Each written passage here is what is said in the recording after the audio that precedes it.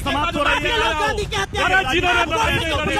मुस्लिम शब्द कहाँ है? ढूंढिए इसमें मुस्लिम शब्द। आपने क्या कहा था? आपने बोला था। अब मैं पूरी बात कर, अरे झूठ की थोड़ी कल तो अरे आप कह रहे राहुल गांधी नहीं हुआ सब करने लगे।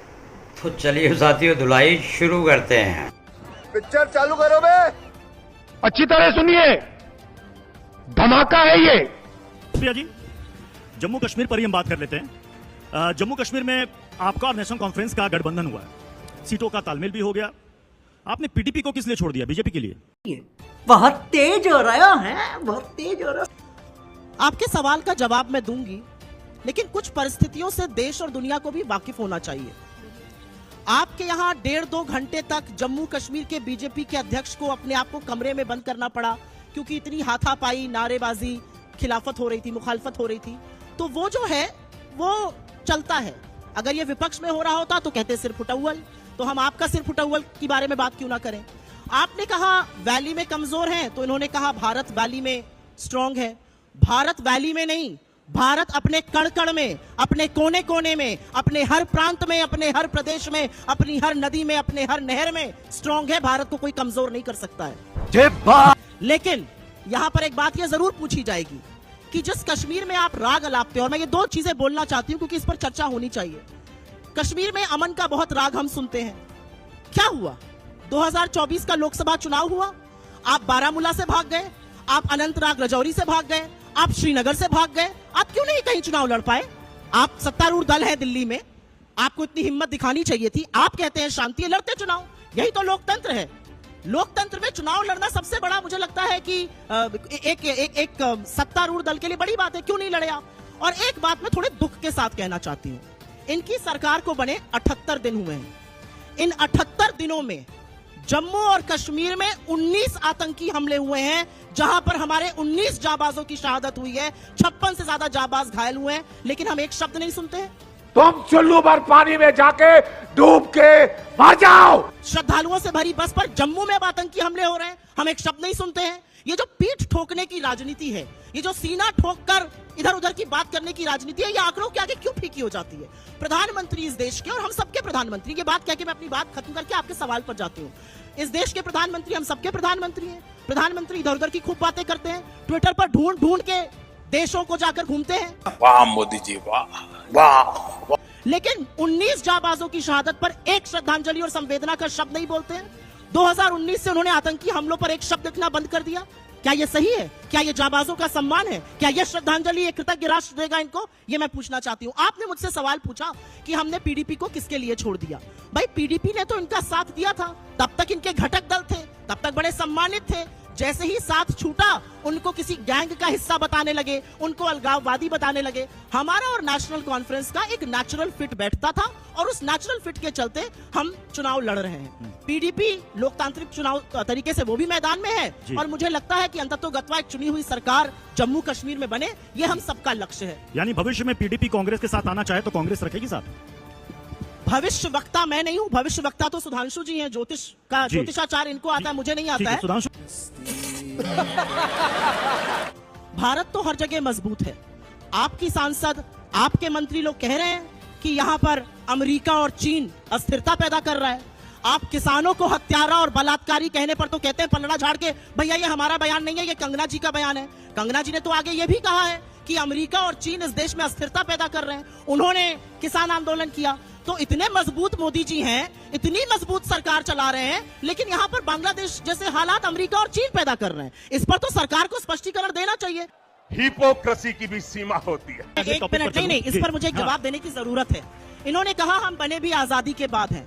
आजादी के आंदोलन के वक्त तो आप माफीनामा लिखते थे, मुखबिरी करते थे, पेंशन लेते थे, एक एक शहर में जिंदगी गुजार देते थे। आप तो भारत छोड़ो आंदोलन जो महात्मा गांधी ने शुरू किया, आपके जो सबसे आराध्य हैं श्यामा प्रसाद मुखर्जी जी, वो चिट्ठी लिखकर बोलते थे इस आंदोलन का दमन कैसे करो। तो आप कैसे भारतीयता की, राष्ट्रीयता की बात भी कर सकते हैं? आप तो वो पार्टी है जिसके सबसे आइडियोलॉजिकल फाउंटेन हेड आरएसएस ने 52 साल तक तिरंगे को अशुभ कहा और तिरंगा नहीं फहराया। और ये मैं कोई तथ्य बना तो रही नहीं हूं, ये सार्वजनिक रूप से गठित तथ्य है। मेरा अपना मानना है, राजनीति में उन मुद्दों पर बात होनी चाहिए जिन मुद्दों के लिए हम लोग चुने जाते हैं। आपका 100 दिन का एजेंडा था, 80 दिन पूरे होने वाले हैं 2 दिन में। उन 80 दिनों में करीब करीब 24 ट्रेन हादसे हो गए, 21 लोगों की मौत हो गई, 100 से ज्यादा घायल। उन 80 दिनों में 45 ऐसे इंफ्रास्ट्रक्चर ढह गए जो कोई सोच नहीं सकता था। कल इनॉग्रेशन हुआ, एयरपोर्ट ढहा जा रहा है जैसे ताश के पत्ते की तरह। और मुझे एक बात का दुख है, क्योंकि मैं छत्रपति शिवाजी महाराज को अपना आराध्य मानती हूं, और मेरा मानना है कि जब छत्रपति शिवाजी महाराज की कल महाराष्ट्र में 9 महीने के अंदर इनॉग्रेशन मोदी जी द्वारा करी हुई मूर्ति ध्वस्त होती है, तो सवाल आपसे पूछा जाएगा कि ये देश आप कैसे चला रहे हैं। ये कौन भ्रष्टाचारी है जहां पर एयरपोर्ट, पुल, राम मंदिर टपक रहा है, भारत का संसद टपक रहा है, और वीर शिवाजी की मूर्ति ऐसी ध्वस्त हो गई जैसी किसी ने सोची नहीं थी। अरे बाप रे, ये तो धोती खोल रहा है। इतना छोटा पहले कभी नहीं हुआ होगा। 57 की नेहरू की इनॉग्रेटेड मूर्ति, अनावरण की हुई मूर्ति आज भी चल रही है, और आपकी बनाई हुई मूर्ति 9 महीने में ध्वस्त हो रही है। मुझे लगता है बहुत सारे ऐसे सवाल हैं जिनके लिए आपको चुना गया था, आपको जवाब देने पड़ेंगे। बात तो सही है। एक मिनट, मैंने इनको ये झूठ परोसते हुए कुछ मंचों पर देखा है, तो इनके झूठ का पर्दाफाश करूंगी। या तो राहुल गांधी का ये ट्वीट दिखा दीजिए जिसका आप झूठा उल्लेख करते हैं, नहीं तो राजनीति छोड़ दीजिए। क्योंकि मैं डंके के चोट पर कहती हूं कि राहुल गांधी ने हमास पर या पैलेस्टीन पर जो आप कह रहे हैं ऐसा कोई ट्वीट नहीं किया है। आप बार बार ये झूठ बोलना बंद कर दीजिए। ये मैं आपके मुंह पर कहना चाहती हूँ, झूठ मत बोलिए। कांग्रेस वर्किंग कमेटी का प्रस्ताव नहीं है, बीच में मत बोलिए, कांग्रेस बीच में वर्किंग मत बोलिए। अभी तक ठीक डिबेट चल रहा है, चलने दीजिए। बीच में ना बोल।